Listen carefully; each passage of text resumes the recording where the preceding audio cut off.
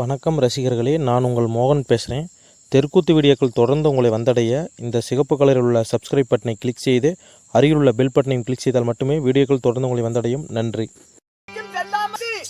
சிம்மாசனத்தில் அமரக்கூடிய தகப்பனார் அவரை பார்க்கின்ற பொழுது அலங்கோலமா இருக்குது. நடந்தது முகவாட்டமாக இருக்கிறீர்களே தாயே, என்னமா அனதம்மா,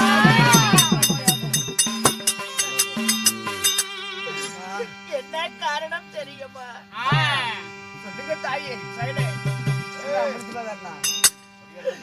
விஸ்வாமுத்திரனுக்கு தருகிறேன் ஒரு சொல்லுக்காக நாடு நவனி செங்கோல் எத்தனை இழந்து விட்டாரப்பா. மாபெரும் தபரிசியாகப்பட்டு விஸ்வாமுத்திரனுக்கு கொடுக்கிறேன் என்ற ஒரு சொல்ல வார்த்தைக்காக நமக்கு சொந்தமான நாடு நகரம் அத்தனையுமே இழந்து இப்ப ஒரு இலை பரதேசி போல இருக்கிறோமா? அம்மா, அதாவது ஒரு அரசனுக்கு மகனா பிறந்திருக்கிற உனக்கு புத்திமதி சொல்ல வேண்டியதில்லை. முனிவர் உன்னை சந்திக்க வேண்டும் என்று ஆசைப்படுறாரு. மாபெரும் தபரிசி என்னை காணலாம் என்று அவரோடு இருக்கிறாரா? உண்மைதான் மகனே. அப்படி என்றால் அவர் கேட்கும் கேள்விக்கு நான் தகுந்த பதிலளிக்க வேண்டுமா? அம்மா, தந்தையே, உங்களுடைய செல்வன் நான். அவர் என்ன கேள்வி கேட்கிறாரோ தகுந்த பதில் அளிக்கிறேன் அம்மா.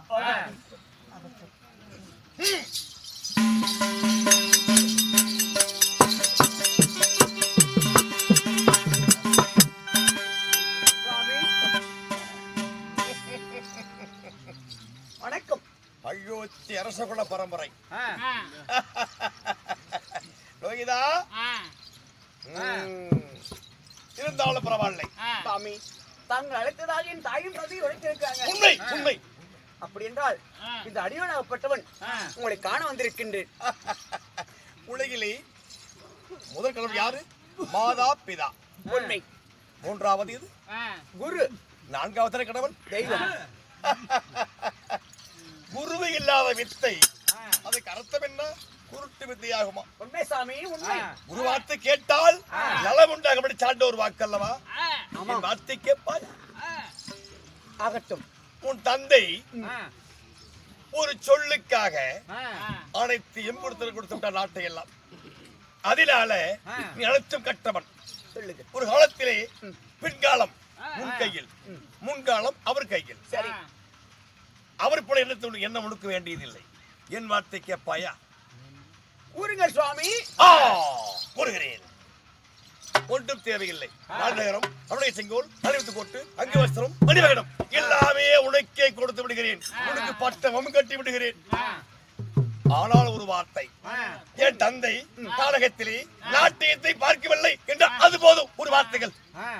சுவாமி, நான் அரச குல பரம்பரையில் பிறந்தவன். நன்றாக தெரியும் உனக்கு. சூரிய குலத்தில் நீதி நேர்மை தவறாம அரசாட்சி செய்யக்கூடிய தகப்பனார். அது தெரியும். அவர் என்ன வார்த்தை உரைக்கிறாரோ அது பிரகாரம் புதல்வன் நான் நடப்பேன். அது மட்டுமல்லாமல் பூ 2 பூத்தாலும் எங்கள் நாவி 2 பூக்காது. உண்மைதான் சுவாமி. இவனுக்கு பைத்தியம் படிக்கணும். இவனுக்கு பைத்தியம், அவனுக்கு பைத்தியம், அவனுக்கு பைத்தியம், இவனுக்கு பைத்தியம். விதி விளையாடுகிறார். மதியால விதியை வெல்ல முடியாது. விதி என்பது இங்கேயும் இருக்கிறது, இவரிடமும். யாருக்கு? ஹரிச்சந்திரா சுவாமி, பாய்க்கு.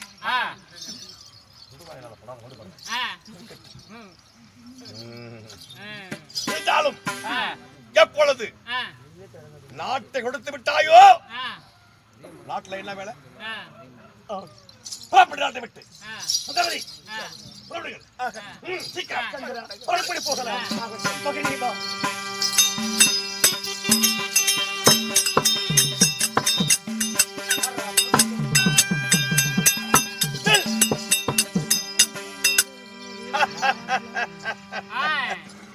நாட்டை விட்டு போயிட்டு வார்த்தை சொன்ன உடனேயே புறப்படுகின்றாயே, இது நியாயமா? இது நீதியா? உனக்கு இது அடுக்குமா? நாடு கொடுத்தவனின் வாழ பெண்களுக்கு அல்லவா சொந்தம். உலகம் அறியும் நாடறியும் தானும் அறிவேன். இன்னொன்று முதல் முறையாக கேட்டேனே ஒன்று விடுதலை பொன் பொருள்கள் உண்மைதான். அந்த பொருள் எங்க இருக்கின்றது? அரமனையில் அந்த பொருளை கொடுத்து விட்டு பிறகு போ எடுத்து வாங்க. ஏய், எங்கே திருவிழங்களை அடக்குவாயை சுவாமி நாடெல்லாம் கொடுத்த பிறகு மணிமகனமே சொந்தமில்லை கொடுத்து விட்டாயே, அந்த பொருள் மட்டும் எப்படி சொந்தமாக உனக்கு? இல்ல அதற்குள்ளேயே அடக்கம். சரி, எப்படி? எல்லாந்த பெண்களுக்கு அடக்கமா? உண்மை. பட்டயம் கொடுத்துட்டா அவனுடைய கணவன், அதை கொடுத்து விட்டு போங்கள் சுவாமி. தருகிறேன். எப்ப? ராஜக்கெடுவு 48 தினம் என்பார்கள். 48 தினத்துக்குள்ள கொடுத்து விடுகிறேன் சுவாமி. முட்டாள். நாடாள மன்னன், அரசன், நீதிமா மன்னன், உலகத்திலேயே மிகில் போந்தவன் இப்பேற்பட்டவன் கேட்கிறார் 14 தினம் வாய்தான்.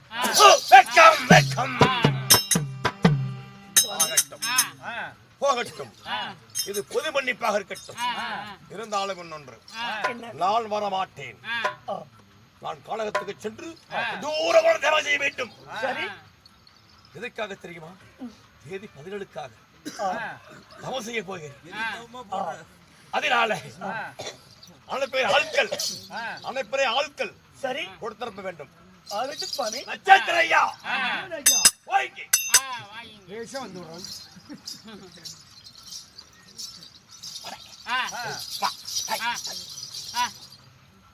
என்னது? கபடியா என்னன்னு சொல்லி எனக்கு தெரியல நண்பா. இந்த பொன் பொருள்களை நம்மளுக்கு பொருள் முக்கியம் இல்ல. ஆமாங்க, நமக்கு ஒரு பொய் முக்கியம். கரெக்ட். நீ வெறுக்க பார்க்காதே, நீ சொல்றது தயவு பார்க்காதே, தாட்சணை பார்க்காதே. கொடைய வேண்டும், கொடைய வேண்டும்.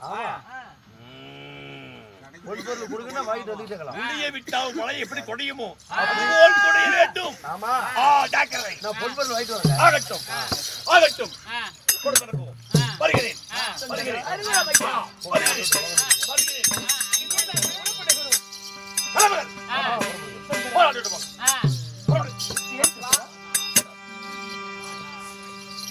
நாடு நகரம் நவனி செங்கோலாத்திரை இழந்து 16 தினத்துக்குள்ளே தருகிறேன் என்று சொல்லிட்டீங்களே, உண்மைதான். நாம எப்படி கொடுப்பது? நம்மள மக்களை விட்டு நாம எப்படி பிரியுவது? அம்மா, நம்மளை நம்பியிருக்க நாட்டு மக்கள் அவரிடத்தில் விடைபெற்று இந்த நாட்டை விட்டு வேற தேசம் போகலாம் தாயே. நன்றி விடைத்து விட்டு போகலாம்.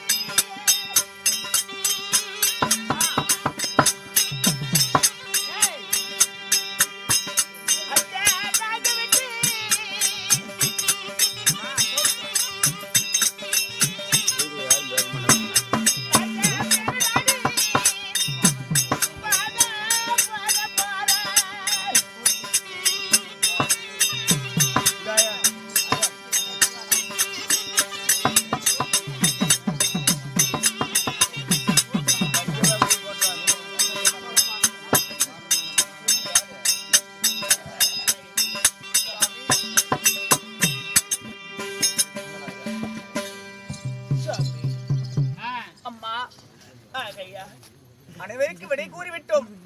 மக்கள் எல்லாம் கண்ணீர் விடுகிறார்கள். உண்மைதான் தாயே. புறப்படுங்கள் போகலாம். மகனே புறப்படுமா போகலாம்.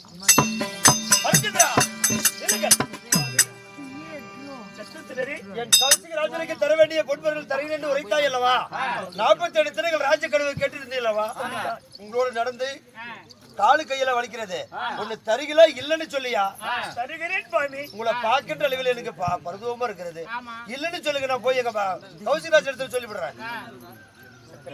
இல்லைன்னு எப்படி நாவில் வரும்?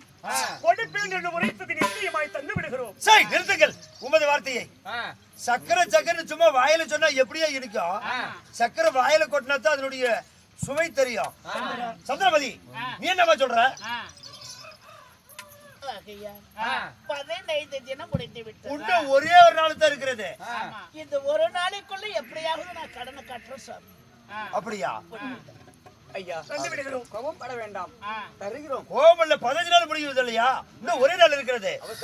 உங்க கொடுக்கிற வரைக்கும் உங்க பின்னாடியே தானே வருவாய். கோபம் வேண்டாம், கொடுத்து விடுகிறோம். என்னன்னா பின்ன நடக்க போலாம். ஏன் விட்டு கொடுங்க. ஒரே ஒரு தினம் இருக்கிறது. அந்த ஒரு தினத்துக்குள்ள அந்த கடனை எப்படி நாம கட்ட முடியும்? சுந்தரா, நட்சத்திரர் வாழ்க்கை வழிக்கின்றார். எப்படியாவது கொடுத்துதான் தீர வேண்டும். என்ன வழி என்று ஒன்றுமே தெரியவில்லையே. ஒரே ஒரு வழி இருக்கிறது. என்ன சொல்கிறார்? அந்த வழி பிரகாரம் நடந்தேரானா கண்டிப்பா அந்த கடனை நம்ம கட்டிடலாம். என்ன சொல்கிறாய் சந்திரா? ஒரு கணவனுக்கு கஷ்டம் வந்தா அதை யார் ஆதரிக்கிறது? மனைவிதான். இதே மனைவிக்கு கஷ்டம் வந்தா கணவன் தான் ஆதரிக்க வேண்டும். நான் சொல்லக்கூடிய வார்த்தையில் ஏதாவது தவறாக இருந்தா என்ன மன்னிச்சிருங்க சாமி.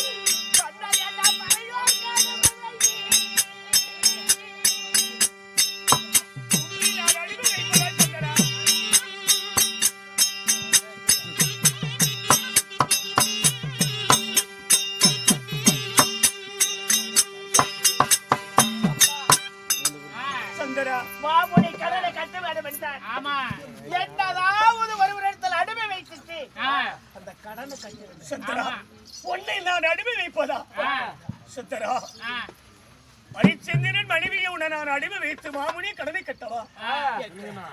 இல்லை என்றால் நம்ம சத்தியம் தப்பு. ஆகையார் ஒரு மாட்டு அதாவது கயிறு போட்டு சந்தைக்கு விலை சொல்றாங்களோ அது மாதிரி புடிங்க கைய